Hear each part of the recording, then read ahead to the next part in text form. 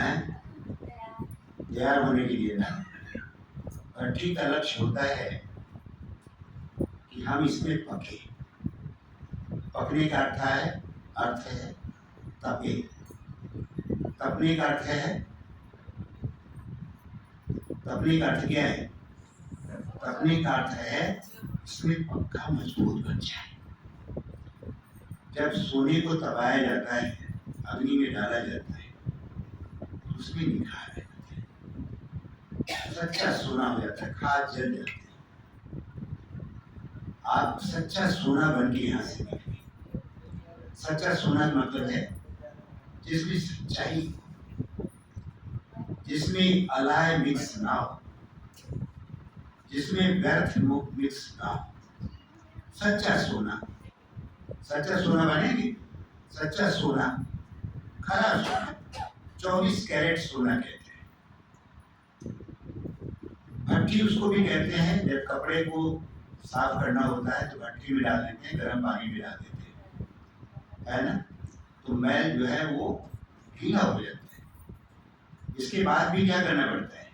भट्ठी से निकाल के, केवल भट्ठी में डाल दिया तो मैल निकल नहीं आती, मैल गीला तो होता है। लेकिन उसके बाद उसको लगाना पड़ता है, साबुन लगाओ, जो भी लगाओ, फिर रगड़ो। भट्ठी मदद करती है। ये जो भट्ठी आज रखी है यहाँ पर, इस भट्ठी का अर्थ है कि जो हमारी कमजोरी बहुत लंबे समय से, जो हमारी आदतें पड़ गई, उन आदतों में थोड़ा सा लूज हो, इस भट्ठी में पता लग जाए कि मैं कपड़ा नहीं हूँ, बल्कि कपड़े पर ऊपर से मैल चढ़ा है। उस मैल को निकालने के लिए उसको ढीला किया जाए, उस मैल को हल्का किया जाए, ताकि वो फिर बाद में निकल जाए। इसलिए भट्ठी में है ना। तो ये भट्ठी आपकी इसलिए है कि जो आपकी कमजोरियां हैं, उन कमजोरियों की परख हो, पता लगे, और ये अनुभव हो, मन से हम ये गहराई से अनुभव करें कि मेरे अंदर ये कमी है। भट्ठी का मतलब है हम अंतर्मुखी बनकर एकांत में बैठे हैं, केवल इसलिए देखने के लिए कि मेरे में कौन कौन सी मैल कितना जमा हुआ है, मैल कितनी जमी हुई, उसको परखें, उसको ढीला करें, भट्ठी से में शक्ति मिले, और फिर उसको हम अपने पुरुषार्थ से खत्म करें। केवल भट्ठी में आ जाने से काम नहीं होगा। यहाँ तो हम आपको विधि बताना है, यहाँ हमको तरकीब बताना है कि आप अपनी आदतों को सुधारें कैसे। लेकिन ये मौका है कि जब आप बैठे यहाँ पर, तो आप अपने को देखें कि मैं कितना परिवर्तन होने के लिए तैयार हूँ, और मुझे बनना क्या है, मेरा लक्ष्य क्या है, मेरा उद्देश्य क्या है। चाहे वो ईंट की भट्ठी होती है, ईंटा भी पहले मिट्टी होता है, बड़ा कमजोर होता है, थोड़ा टूट जाता है, लेकिन जब भट्ठी में डालते हैं, भट्टे में डालते हैं, हमारे पिता जी का कहा है, उनकी युगल माता जी, हाँ, तो उन्होंने बताया भट्ठा है उनका, तो भट्टे में ईंटा डाली जाती है, ईंटें डाली जाती है। वो ईंटें कैसे होती, कैसी ईंटें डाली जाती है? कच्ची होती है, और जब पकती हैं तो क्या होता है, मजबूत हो जाती है, वो जल्दी टूटती नहीं। तो भट्ठी इसलिए है कि आपको पक्का भी बनाना है। भट्ठी इसलिए है कि आपको पकाना है, ताकि आपके ऊपर जो मैल चढ़ा है वो ढीला हो।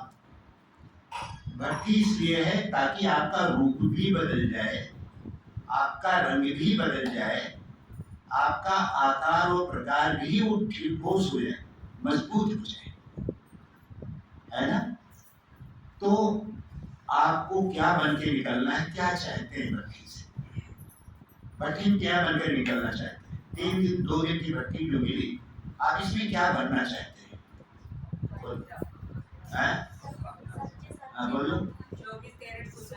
24 कैरेट सोना, वो तो ठीक है, सोना बनता है, आप सोना तो नहीं है, सोना माना वो सोना वाला तो नहीं सोना, लेकिन बनना क्या है, उसका प्रैक्टिकल रूप क्या होगा, क्या बनना चाहिए बोलिए। सच्चे सच्चे ब्राह्मण, ठीक है। तो अभी झूठे हैं, और पक्के हो जाए, बहुत अच्छा, बहुत अच्छा, ठीक बात है, ठीक है। और बताए मुझे क्या होता है, देव समान। अच्छा। बाहर की दुनिया लोग कहते हैं पहले आदमी तो बन जाओ, ठीक से इंसान तो बनो देवता बनने से पहले, है ना। कहते हैं चले भगवान बनने के लिए देवता बन, पहले इंसान तो बन के दिखाओ। देवता बनने से पहले एक और लक्षण है, और उससे भी नीचे की 3 कैटेगरीज है। एक है असुर, एक है मनुष्य, और एक है देवता। तो अभी का मनुष्य जो है वो असुर बन गया है, आसुरियता ज्यादा आ गई, दुर्गुण बहुत ज्यादा हो गया कि वो इंसान कहा जाए वो भी बड़ा मुश्किल। हम जब पब्लिक को बताते हैं हम देवता बनने के लिए जाते हैं तो लोग अंदर में उनकी उतरता ही नहीं, ये देवता बन जाएंगे, अरे फरिश्ता बन जाएंगे। फरिश्ता की बात करते हैं, हमारा लक्ष्य तो देवता बनना है, और भगवान देवता बनाने के लिए आए हैं, हम असुर तो नहीं है। अब मनुष्य तो है, इंसान तो है, लेकिन और अच्छा रिफाइन होके दिव्य गुणों से संपन्न बन के देवता बन जाए। मैंने प्रारंभ में आप सबको बताया कि हम सब भट्टी में आए हैं, तो मुझे केवल 2 दिन की भट्टी नहीं करनी है, बल्कि रोज ही भट्टी करनी है। तो यहाँ से 4 बात लेकर के जाए, 4 भट्टी करने के लिए बैठे। आप नोट करना हो नोट कर लें, और अपने आप से पूछे भी, मैं पूछूंगा कि आप बताना, ठीक है। एक पहली भट्टी है हमारी जो हर रोज होनी चाहिए, कम से कम 4 घंटा होना चाहिए, वो है आत्म अभिमानी बनने की भट्टी। शुरू मैंने बताया आपको, आत्म अभिमानी बनना, अक्सर करके मुरली में आप सुनते हैं कि देह अभिमान सारे विकारों की जड़। देह भान और देह अभिमान दोनों में अंतर है।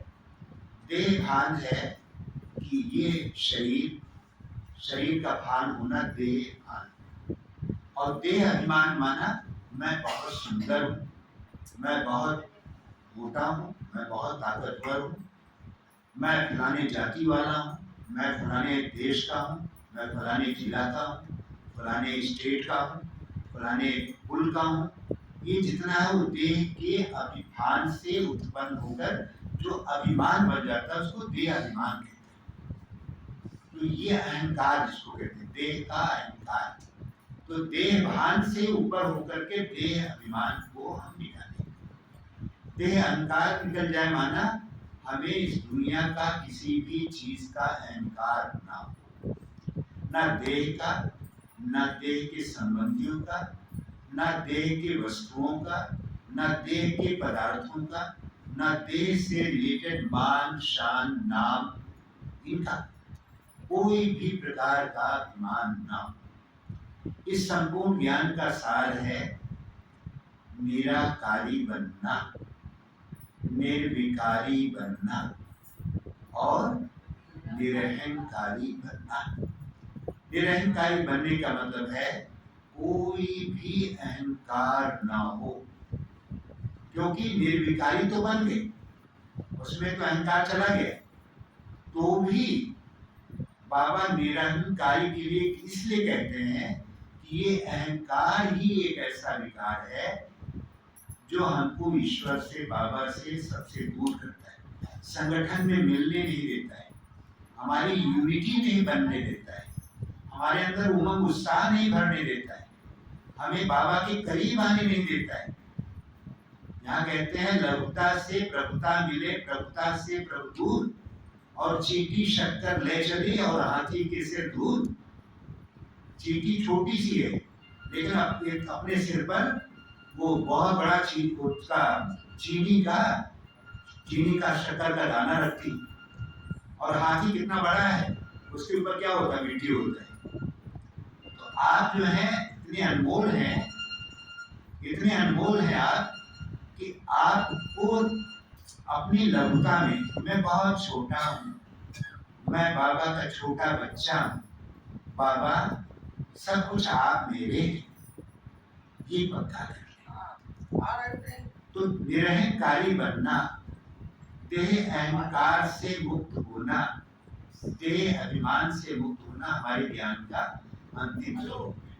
ये तीनों बात, क्या कौन सा ज्ञान रहेगा? लास्ट के अंतिम तीनों बातें क्या है बाबा की? बोलो, आप लोग चाहे दूर जा रहा है, कोई नहीं, बोलो बाबा के अंतिम तीन महावाक्य, तीन बोल कौन से? निराकारी, निर्विकारी, निरंकारी। तो अहंकार जो है बहुत बड़ा है। ये अहंकार जो है यही है जो भगवान से दूर करते हैं, और इसको लंबी खजूर बताया जाता है। यहाँ पर कहीं पर होगा, वो राजयोग की उसमें है, वो यात्रा होती है। हाँ वो देखो, राजयोग की यात्रा में है कि वो चढ़ रहे हैं, सारी यात्रा हो रही है, और चढ़ते चढ़ते वो लास्ट का जो मंजिल है वो होती है स्वर्ग की प्राप्ति, और वही सबसे ऊंची चोटी होती है अहंकार की। काम को भी पार कर लिया, क्रोध को भी पार कर लिया, लोभ को भी पार कर लिया, मोह को भी पार कर लिया, लेकिन लास्ट में होता है अहंकार। इसलिए कहते हैं चढ़े तो चाखे बैकुंठ रस, और गिरे तो चकनाचूर। ये है लंबी खजूर मेरे हुजूर, ये लंबी खजूर है कि वहां चढ़ गए तो सीधा सतयुग। तो हमारे अंदर अहंकार, सब कुछ हो, लेकिन अगर अहंकार आ गया तो सारी चीज को नष्ट कर देता है। इसलिए गीत लिखा है, यही मन में बाबा है हरदम हमारे, तेरी याद दिल से नहीं दूर जाए, मिले शक्तियां सिद्धियां सब खजाने, तो भी प्यार तेरा नहीं भूल पाए।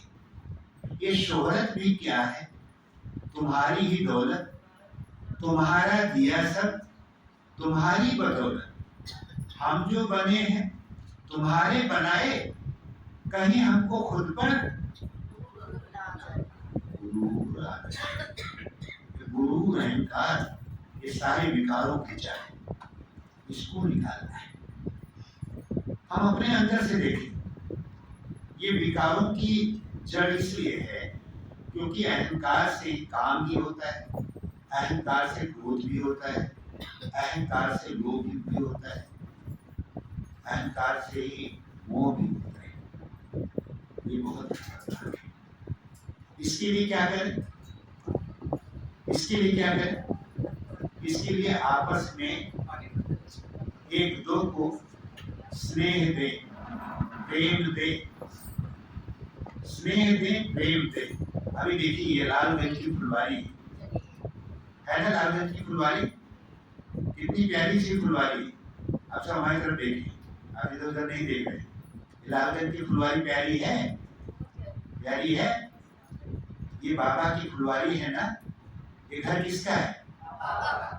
अलका बहन का, अखिलेश भाई का, पक्का पक्का है बाबा का। आपका तो नहीं है ना, आपका नहीं, ये आपका नहीं परिवार, आपका है ना। बोलो हाँ जी। किसका है? हमारा है। बोलो हमारा है। किसका घर है? बाबा का घर सो हमारा घर, बाबा का घर हमारा घर। पक्का? आप तो बोलते हैं मेरा घर वहां है, मुझे तो वहां जाना होता है। आप बोलते मेरा बेटा है, आप तो बोलते मेरे पति हैं। तो ये मेरा हुआ या वो मेरा हुआ? बड़ा चक्कर है, ये घन चक्कर हो गया है ना। देखिए यहाँ आए तो आपको ये मेरा घर है, वो सेवा स्थान है। क्या है? जो आपका अपना घर समझती हो वो आपका अपना घर नहीं, आपका आपका पूरा चेंज कर रहा हूँ, ध्यान से सुनना। आपको पता ही नहीं मैं कौन हूँ, आपको परिचय दे रहा हूँ, आईना दे रहा हूँ। आपका घर, ये बाबा का घर वही घर है, और जो बाबा के बच्चे हैं वही अपने बच्चे, वही अपने भाई बहन हैं, जिनको भगवान से, भगवान के काम से, भगवान के ज्ञान से, भगवान के घर से जिनकी प्रीत नहीं, वो मेरे अपने हो सकता है। पक्का? ये पक्का है। इसलिए कहते हैं जाके प्रिय न राम वैदेही, जाके प्रिय न राम वैदेही, तजिए ताहि कोटि वैरी सब, जगत परम सही। आप एक तरफ तो बाबा को भी अपना कहते रहते हैं, फिर उनको भी अपना अपना कहते रहते, पर तमाम अपने हैं। ये दिल के टुकड़े तमाम हुए, कोई यहाँ गिरा, कोई वहां गिरा। कितने टुकड़े बनाए, कितने को दिल दिया है? सबका हिसाब खुद ही बोल रहा है, सबको दे दिया। ये बिल्कुल सही बोल रहा है। हमारे दिल के इतने टुकड़े हुए हैं कि टुकड़े टुकड़े के भी टुकड़े हो गए। अब हम बाबा को किस दिल को कहें? बाबा ये दिल आपका है, हम दिल से कहते हैं, क्या कहते हैं?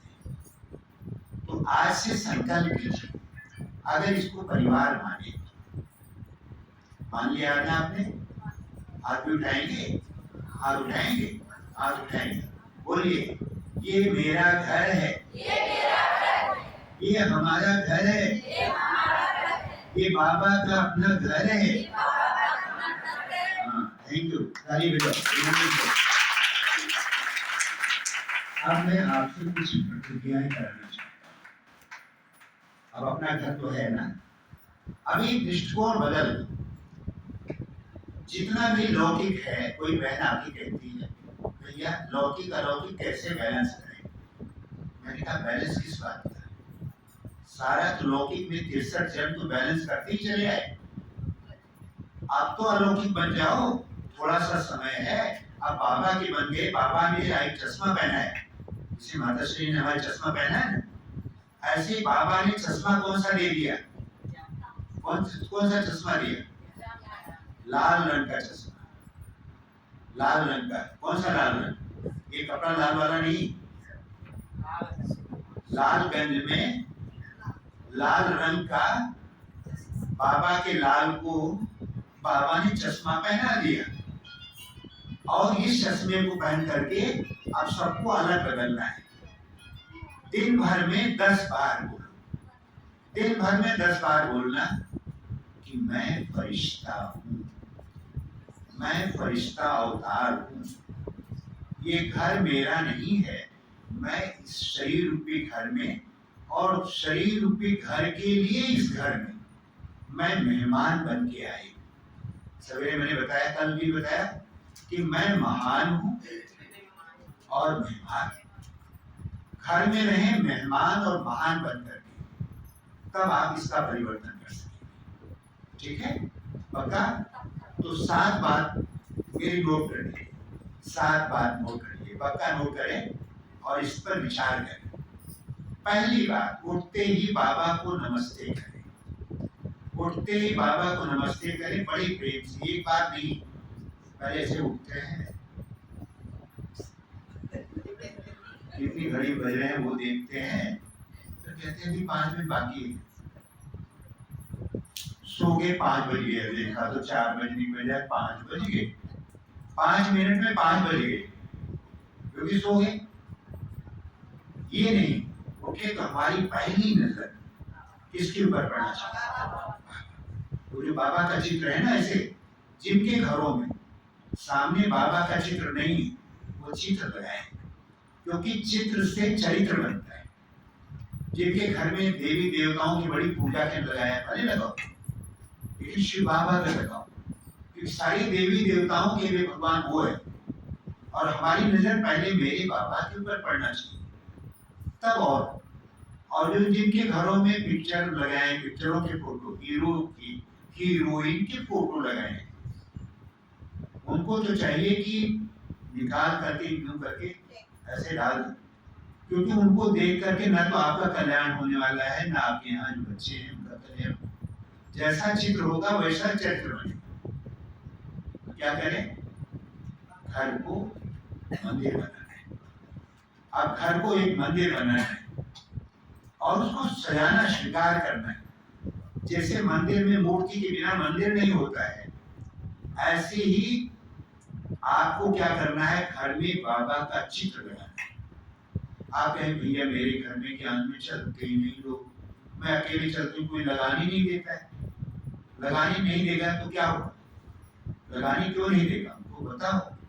जब और सबका लगा सकते हैं तो क्यों नहीं लगा सकते? और बाबा को अच्छा चलो चित्र नहीं लगाने देते हैं, कोई बात नहीं, अपने पास रखो जेब में। बाबा कहते हैं यहाँ पर शिव बाबा का, लक्ष्मी नारायण का पॉकेट में या लॉकेट में वो चित्र पढ़ना चाहिए, घड़ी घड़ी देखना चाहिए।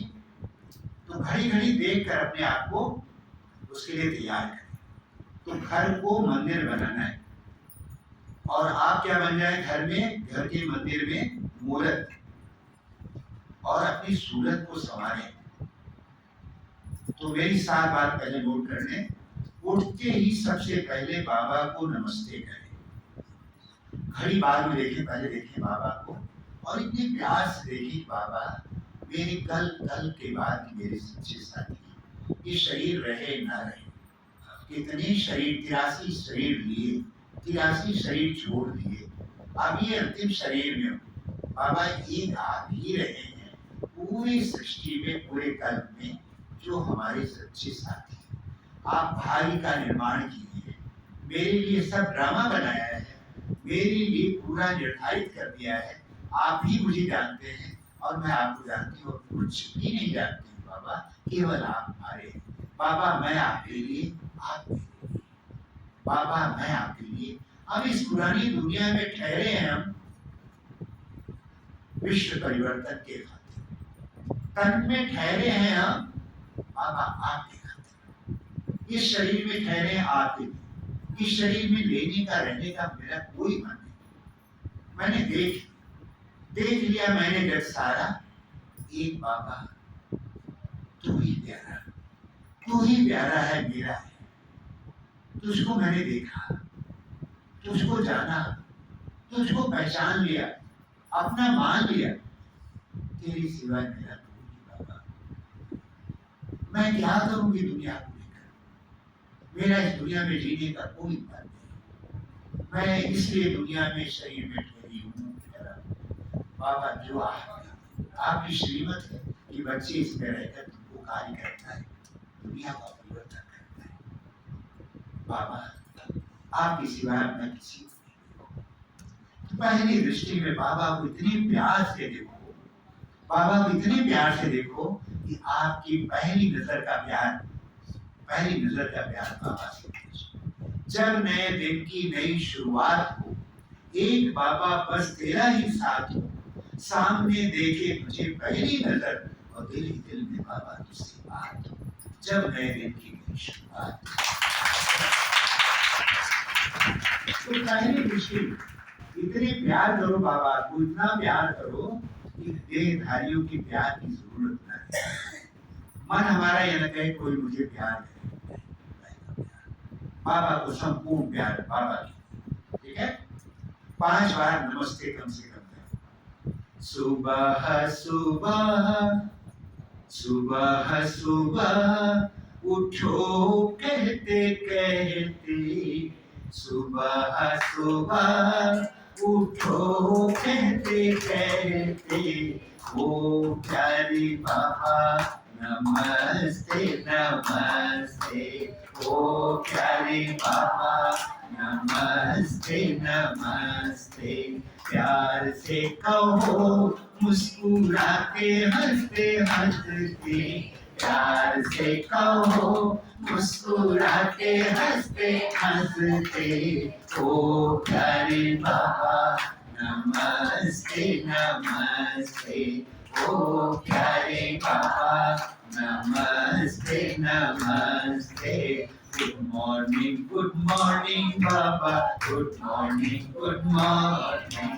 गुड मॉर्निंग बाबा, गुड मॉर्निंग, गुड मॉर्निंग। सवेरे उठते ही सबसे पहले बाबा को पता करेंगे।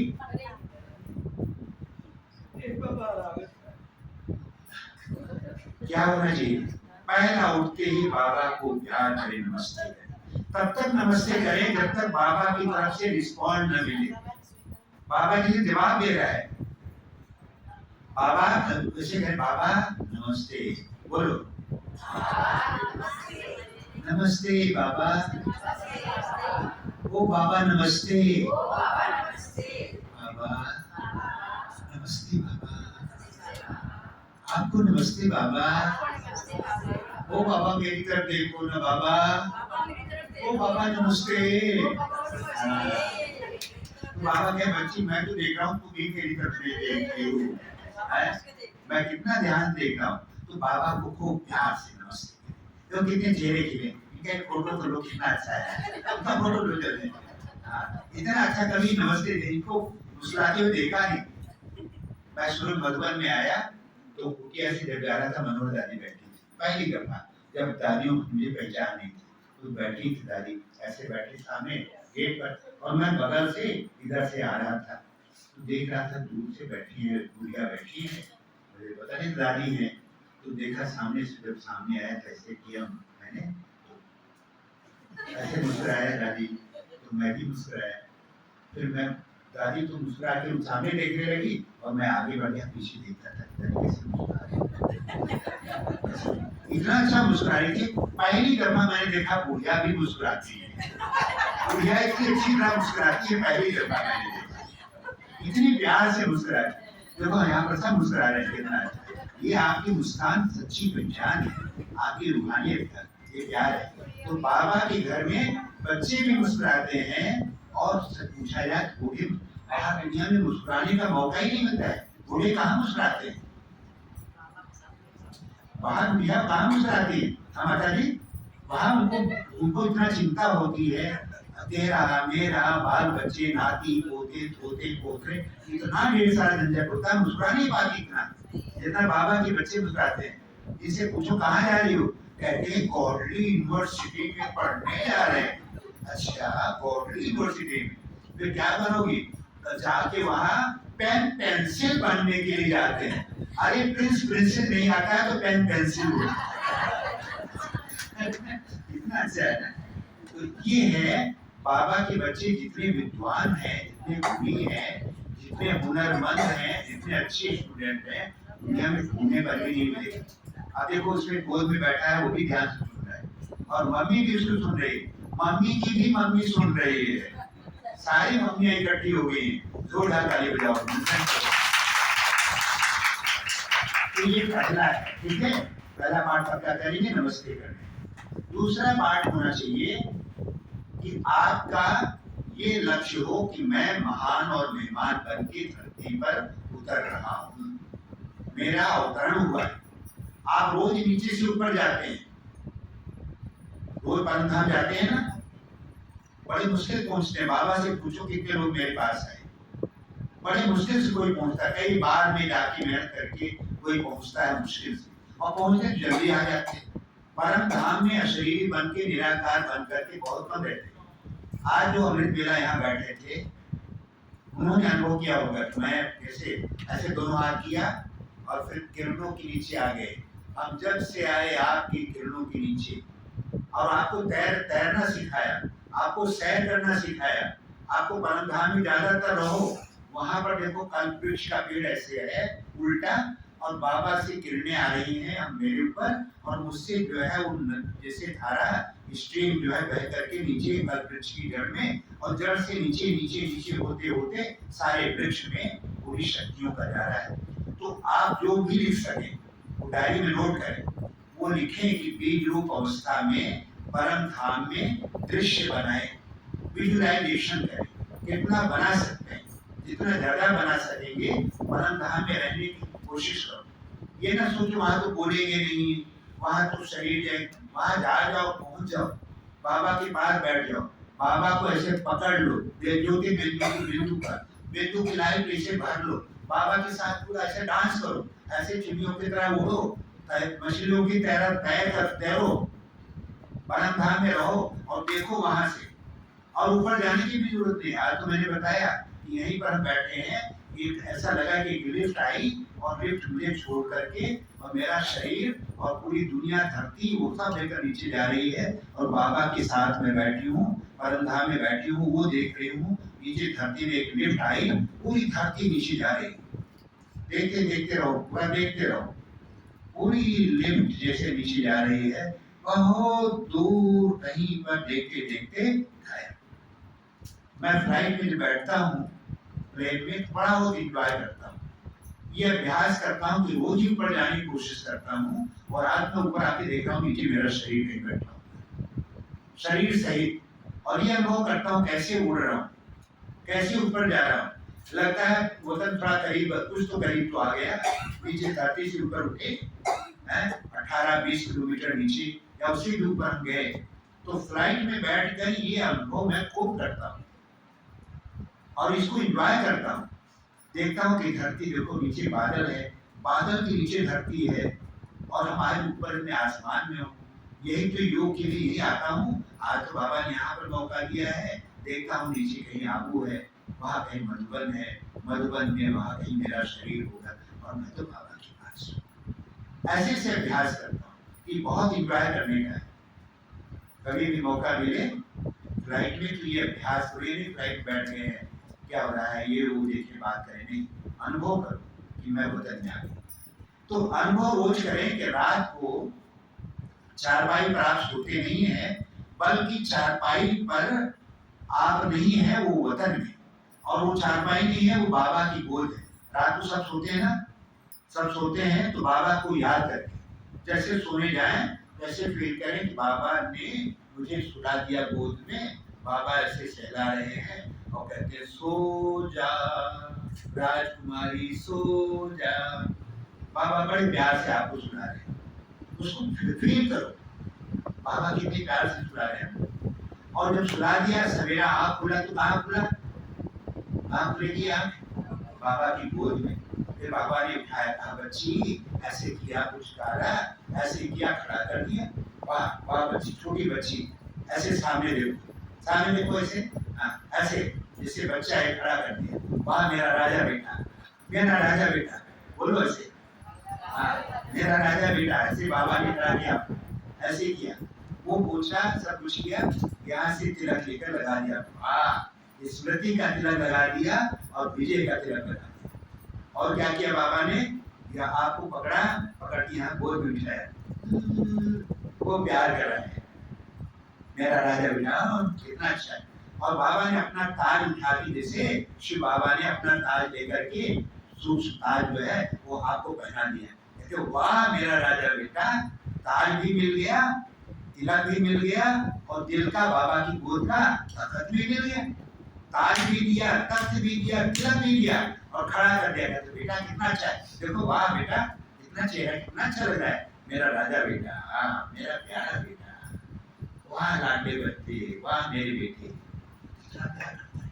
जब यहाँ का बाप राजा बेटा कहता है, और वो जब बाबा कहता है, सोचो, फीलिंग देखो, इसको अनुभव करो, महसूस करो, मैं छोटा बच्चा, और वो बाबा ने मुझे तैयार किया। इतने में बाबा ने पीठ ठूका था, बच्चे आज मैं धरती पर नहीं रह रहा, आज चाहो तुमको जाना है, और बाबा मुझे भेज रहे हैं, और मेरे पंख लगे हैं, और इसका राजा बेटा मैं तैयार हूँ, मैं देवदूत हूँ, मेरा अवतार हो रहा है, और धरती के लोग तालियां बजाकर नंदन कर रहे हैं, वाह वाह वाह वाह वाह वाह, मेरी इष्टदेव आगे, मेरी इष्टदेव आगे।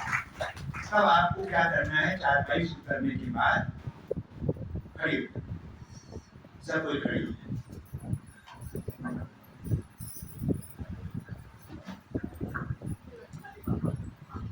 चारपाई से उतरने के बाद ऐसे करें, ऐसे अंगड़ाई नहीं लो, ऐसे करके, ऐसे अंगड़ाई नहीं लेना है, क्या करें, ऐसे खड़े हो जाए, आपका अवतार हुआ है, दाहिना हाथ ऐसे, मैं शिव शक्ति हूँ, मैं सब कुछ कर सकती हूँ, मैं शिव शक्ति हूँ। धीरे धीरे मुड़े बाएं तरफ, बाएं तरफ। मैं शिव शक्ति हूँ। मैं शिव शक्ति हूँ। मैं पवित्रता की देवी हूँ। अब मुड़ जाए, फिर वापस आए धीरे धीरे।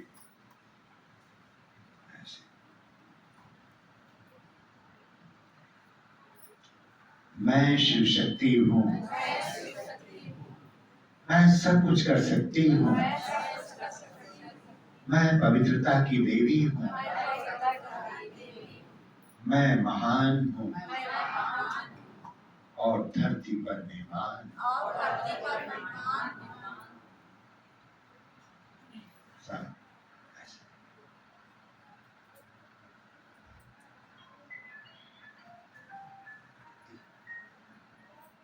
पांच बार कहना है और दिन भर में 5 बार, ठीक है? ये रोज पक्का करना है। लेकिन ध्यान देना है, एक बहुत जरूरी बात कहना चाहता हूँ। ऐसा ना हो कि परिवार में सब ज्ञान में ना हो और सबके आगे आप खड़ी हो जाए तो कहेंगे मम्मी को क्या हो गया, कुछ कोई आत्मा तो नहीं आ गई इनके अंदर। देवी की बजाय लोग सोचेंगे कोई दूसरा अवतार आ गया मम्मी के अंदर। ठीक है, ओके। तो दूसरी बात ये, तीसरी बात है अमृत वेला पावरफुल करें। क्या करेंगे? अमृत वेला पावरफुल करो।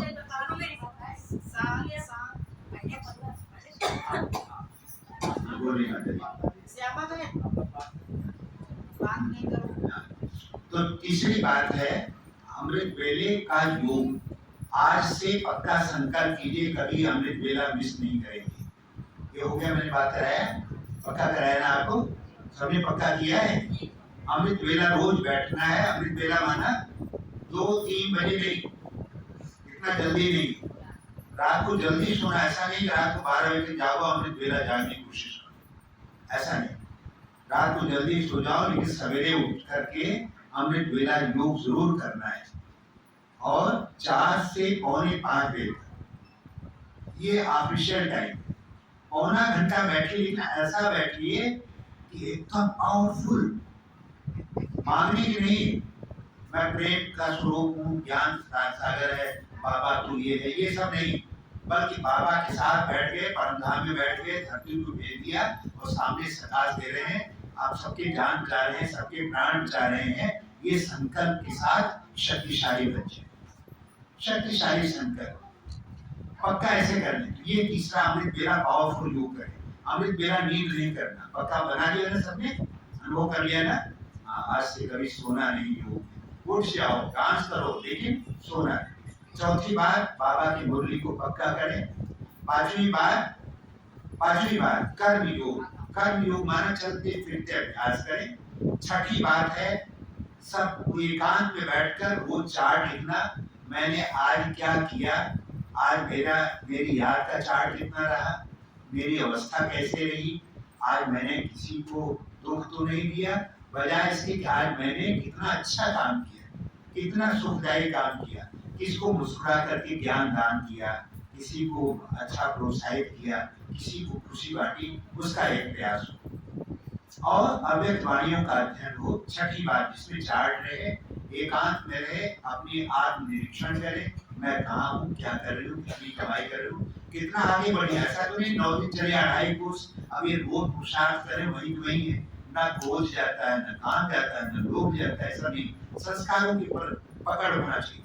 मैं यहाँ पर बैठा हूँ, मैं मुझे कोई भी हलचल में ला नहीं सकता, मेरी एक रस स्थिति, मैं साक्षी होकर विश्व नाटक को देख।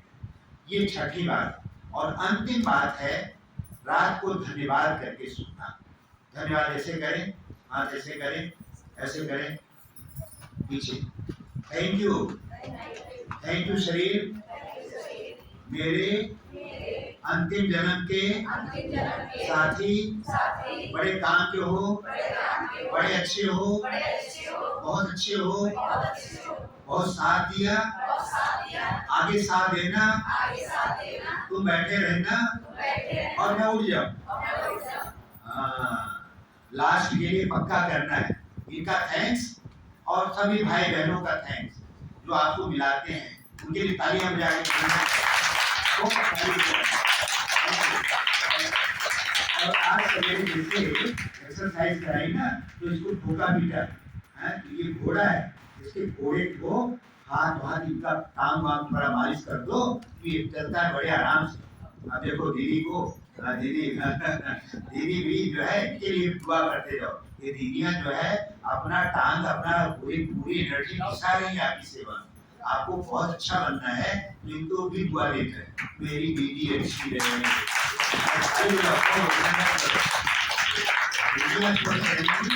और घर हमारा स्वस्थ रहेगा, सब स्वस्थ रहेंगे, है ना।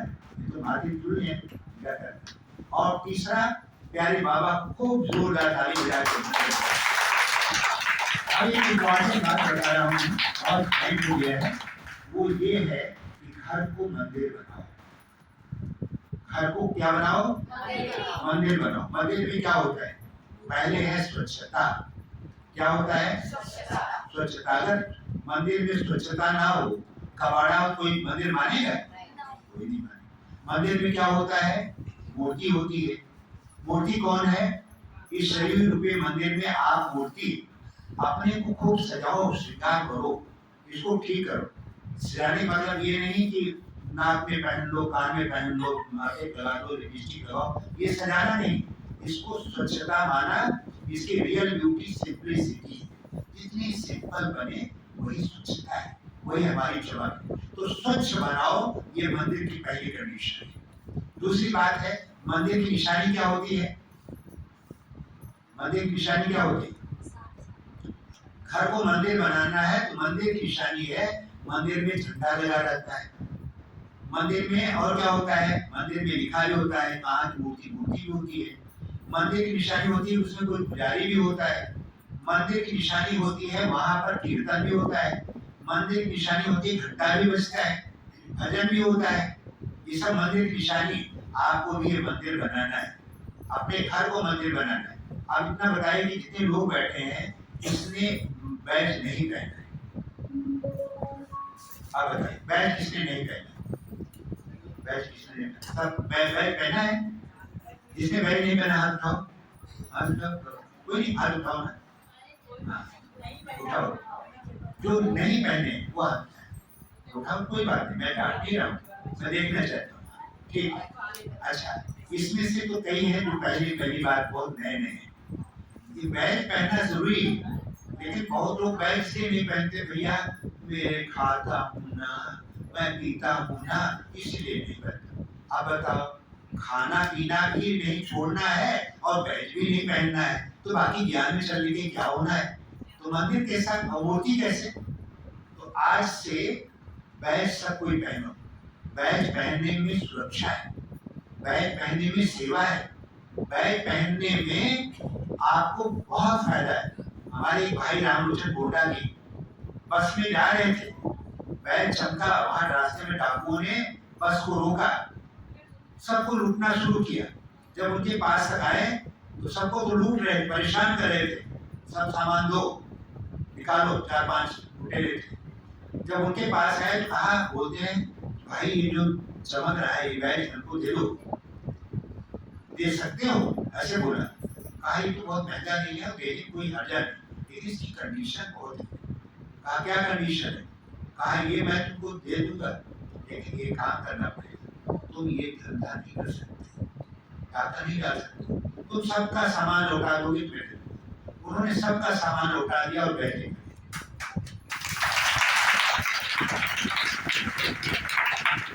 कई जगह पर एक स्कूटर से भाई जा रहे थे और वो गिर गए थे, एक्सीडेंट हुआ, ठोकर लगी।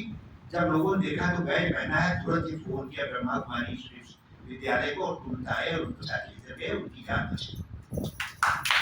ये कंडीशन है, ये बैज पहनोगे तो कहीं फ्लाइट में एक्सीडेंट होने वाला होगा तो भी बाबा रक्षक। जिन घरों में झंडा लगा रहता है, मुजफ्फरपुर में, बिहार में, बीच मंजिला में सेंटर था, नीचे का गिर गया, ऊपर गिर गया वो मकान। और शिव बाबा की जो खासियत थी, ऐसे ऐसे लेकिन मकान नहीं था। कच्छ भुज में बहुत बड़ा अर्थक्वेक आया गुजरात में, वहां के 4 मंजिला हॉस्पिटल जमीन के अंदर चले गए, लेकिन सेंटर को एक दरार है। वो भी इसलिए आई कि हमारी अवस्था और अच्छी होती तो हम बच सकते। जहां भी पवित्रता है, जहां पवित्रता की मूर्ति हमारी बहनें, जहां पवित्र स्वरूपा है, जिन घरों में झंडा लगता है, जहां पवित्र आत्माएं रहती है, वहां पर जो अर्थक्वेक है, जो अपनी रिएक्टर पैमाने पर जो बढ़ता है, तो खूब होता होता होता जहां अच्छे स्थान होते हैं वहां भी शांत हो जाता है। जहां प्योर जगह रहता है वहां रिएक्टर पैमाने पर 2 से 3, 3 से 2 तक आ जाते हैं, यहाँ तक आते हैं, लेकिन सेंटर का नुकसान नहीं होता है। बाबा, झंडा, बैज, ये हमारी निशानी पक्का होना चाहिए। आज से मैं लालगंज में आप सब भाई बहनों को ये पाठ पक्का कराना चाहता हूँ।